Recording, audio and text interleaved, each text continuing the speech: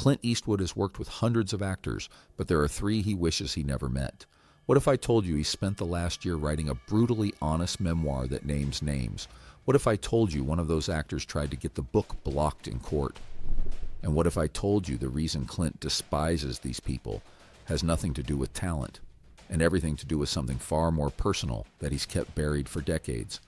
Some say Clint Eastwood is Hollywood's last gentleman. Others say he's the industry's most feared director. But what if the truth is that behind 50 years of stoic silence, he's been holding grudges so deep they've shaped his entire career?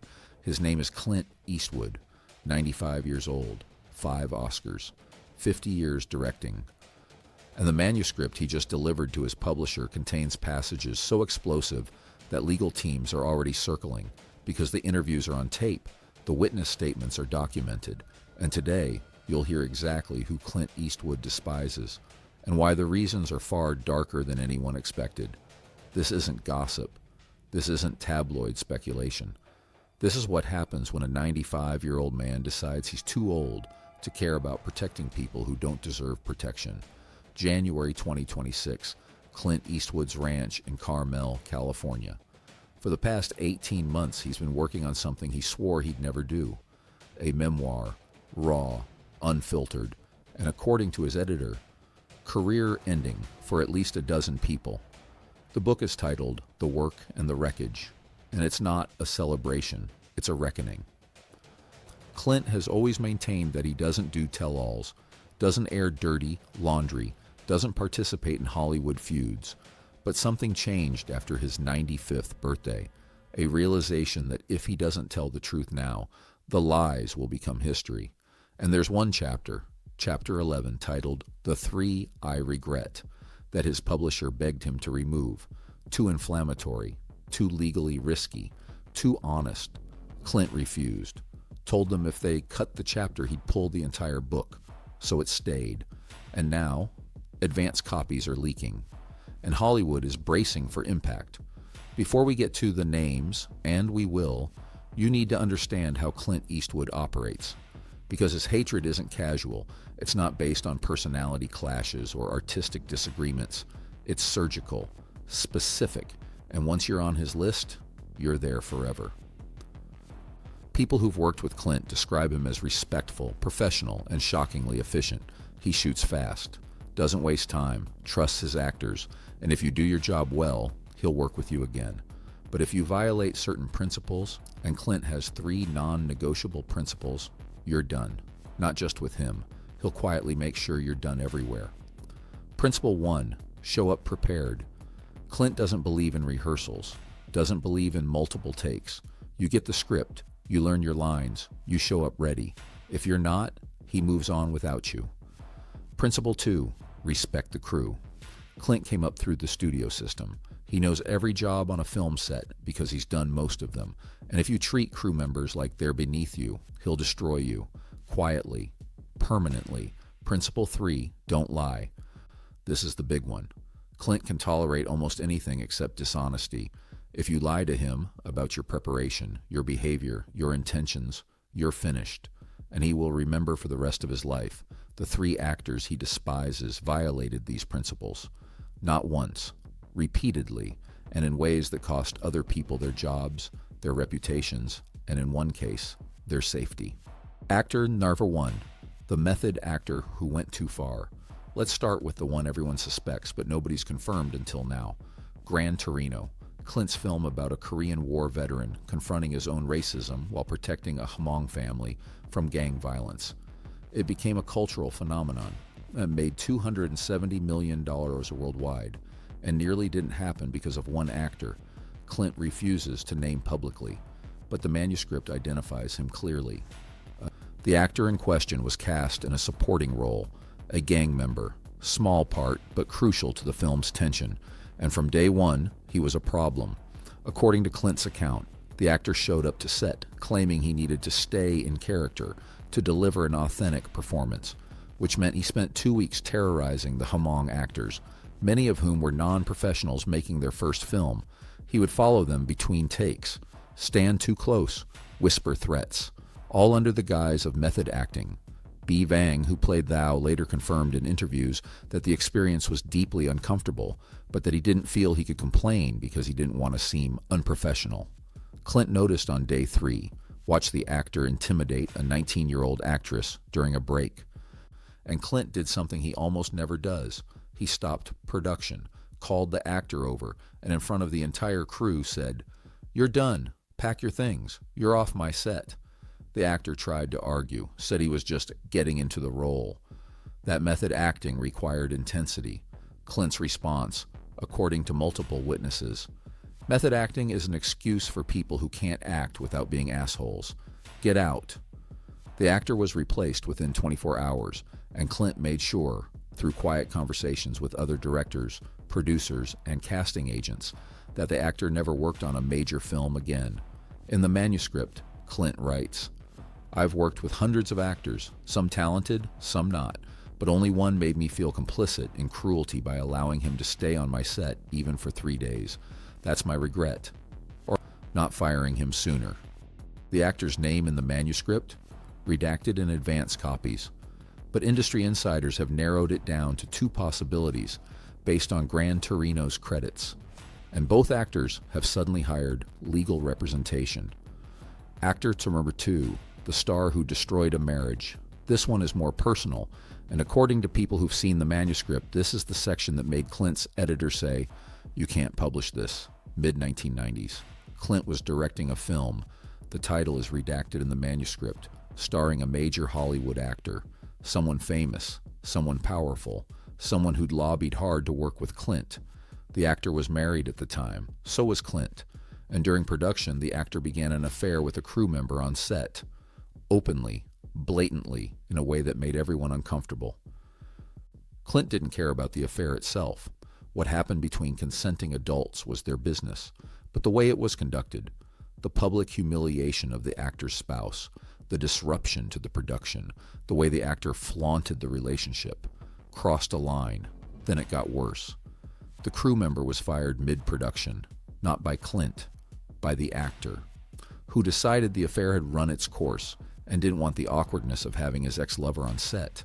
The crew member, a woman in her late 20s, was devastated. She'd left her previous job to work on Clint's film, had relocated across the country, and now she was unemployed, publicly humiliated, and blacklisted because dating a major star had made her difficult to work with. Clint found out about the firing after it happened, and he did 2 things. First, he personally called the woman, apologized for not protecting her, offered to write recommendations and make calls on her behalf. Second, he told the actor they'd finish the film but would never work together again, and he kept that promise. In the manuscript, Clint writes, "I've made mistakes with women. I've hurt people I loved. I'm not innocent, but I never used my power to destroy someone weaker, just because I could, and watching someone do that on my set made me complicit. That's why I regret hiring him, not because he was a bad actor, because he was a bad person." The actor's identity? Heavily redacted, but the manuscript includes enough details, the film's genre, the year, the actor's marital status, that people are already connecting dots.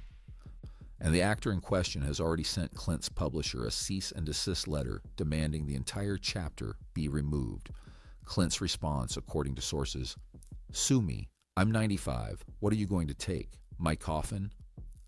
Actor Tier 3, the one who lied about sobriety. This is the one that haunts Clint most, because unlike the first 2, this one ended with someone almost dying. Early 2000s, Clint was directing a film with extensive stunt work, car chases, fight scenes, high-risk sequences that required total focus and sobriety. During pre-production, Clint personally interviewed every actor, standard practice for him on action films. He asks about physical condition, stunt experience, and substance use. One actor, a rising star at the time, assured Clint he was completely sober, had been for 2 years, was committed to staying clean for the duration of filming. Clint believed him, cast him, started production. 3 weeks in, the actor showed up to set high. Not slightly impaired, high, and he was scheduled to film a stunt sequence involving a moving vehicle. The stunt coordinator noticed immediately, pulled Clint aside, recommended they shut down for the day and address it privately, But before Clint could intervene, the actor insisted he was fine, that he could do the stunt, that shutting down production would cost money, and he didn't want to be that guy. Clint made a decision he's regretted ever since. He trusted the actor's assurance. Let the sequence proceed, and the actor nearly died. The vehicle stunt went wrong.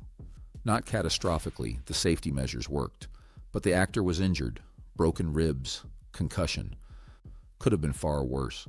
And when Clint visited him in the hospital, the actor admitted he'd been using throughout production, that he'd lied during the interview, that he'd been hiding it from everyone. Clint's response, according to witnesses, "You didn't just lie to me, you endangered my crew, and I let you because I wanted to believe you. That's on both of us."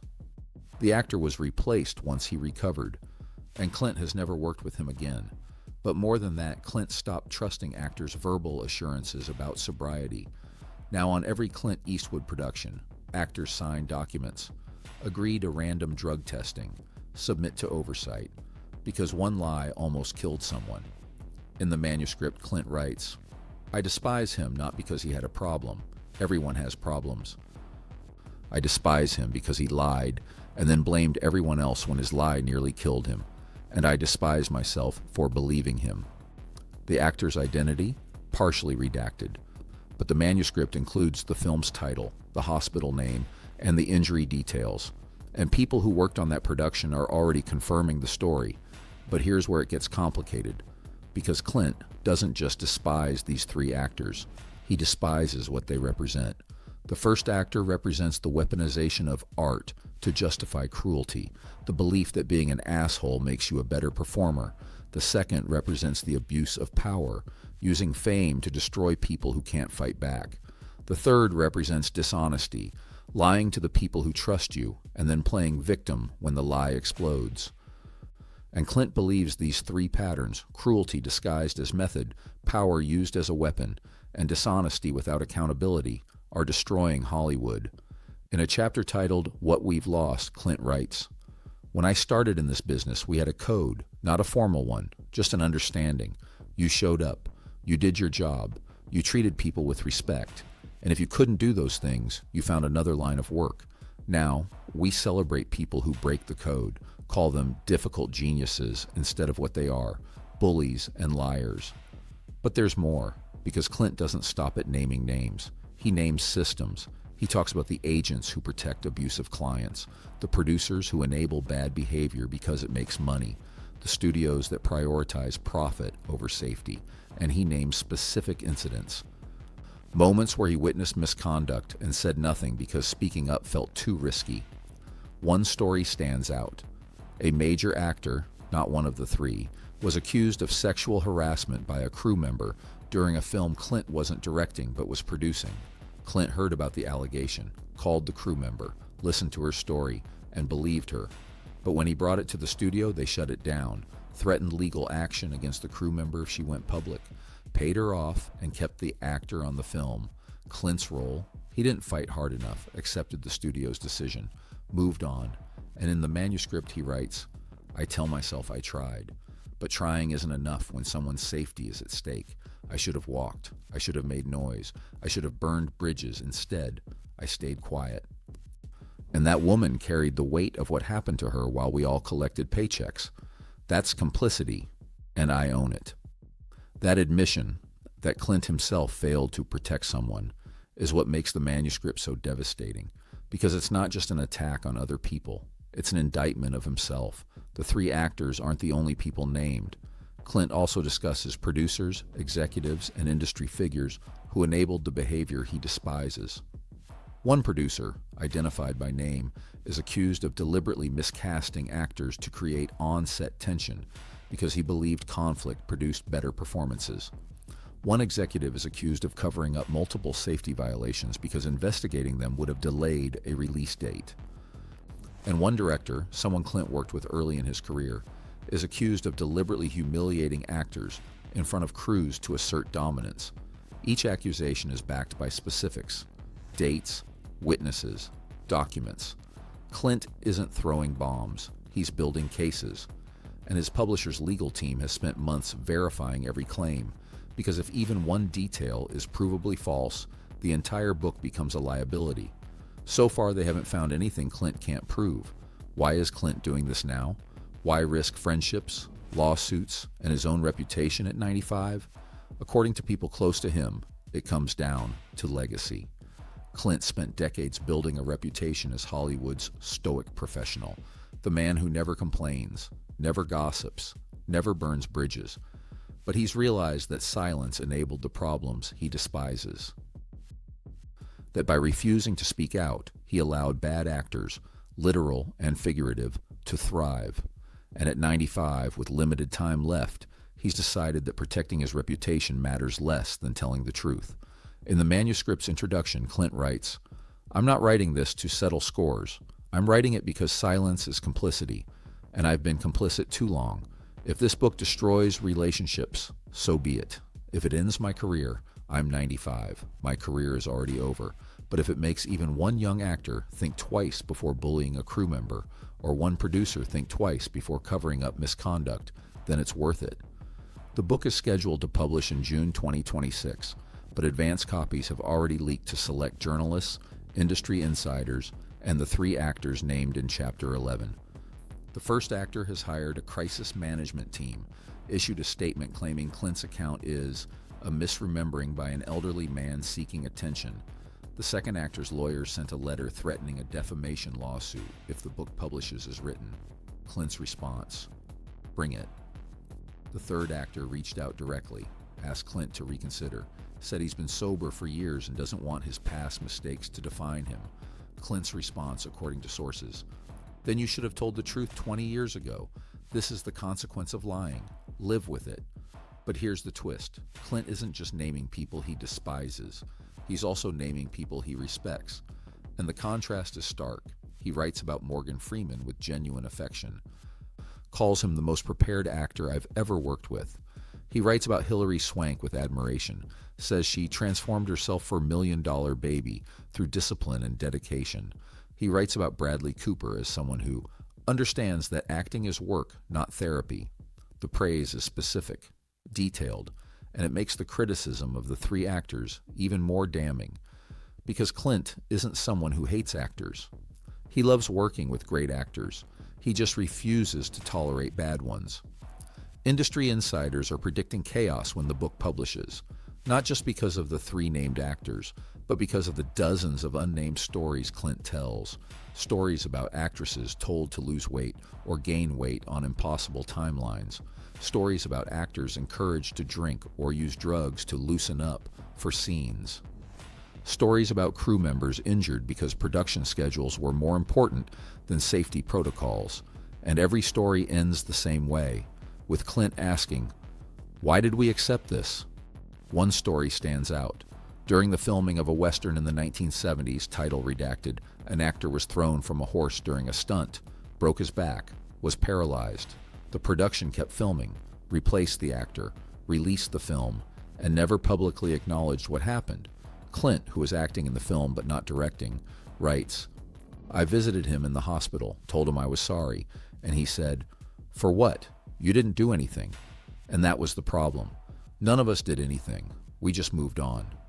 That actor's name is in the manuscript, and according to Clint's research, the man is still alive, still paralyzed, and has never been compensated beyond the initial insurance payout. Clint's dedicating a portion of the book's proceeds to him, not as charity, as acknowledgement. The question Hollywood is asking now, who else will follow Clint's lead? Because if a 95-year-old icon can burn bridges and name names, what's stopping other aging directors, actors, and producers from doing the same? Some industry veterans are reportedly considering their own memoirs, tell-alls that would expose decades of misconduct, abuse, and systemic failures. And if that floodgate opens, Hollywood faces a reckoning far bigger than DESPISED Me Too. Because this wouldn't just be about sexual misconduct. It would be about every form of abuse the industry has normalized for a century.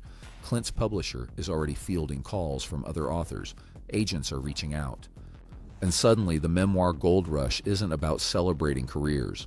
It's about documenting crimes. But there's one person Clint refuses to name. Someone who, according to multiple sources, committed one of the worst acts of misconduct Clint ever witnessed. In the manuscript, Clint writes, There's one story I'm taking to my grave, not because the person deserves protection, but because telling it would hurt innocent people who had nothing to do with what happened. So I'll carry that silence and hate myself for it. That paragraph has sparked endless speculation. Who is the unnamed person? What did they do? And why won't Clint tell? Some believe it's a major star.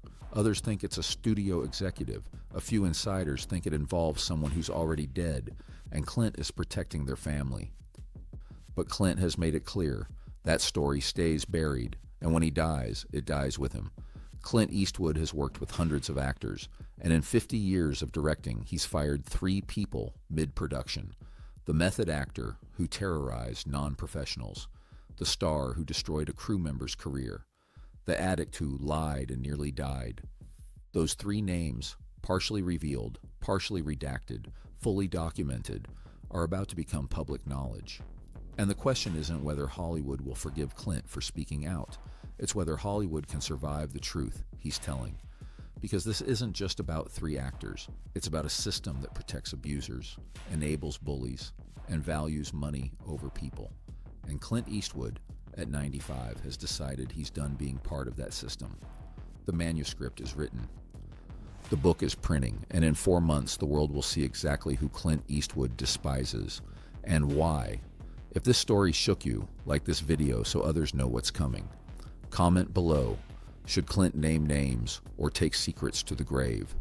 Share this so people understand that even legends have limits, and subscribe for more stories that expose Hollywood's hidden truths. Stories about the price of silence. Stories about people who finally decide to speak before time runs out. Because Clint Eastwood held nothing back, and Hollywood will never be the same. The 3 names are coming, and the industry is terrified. Are you ready?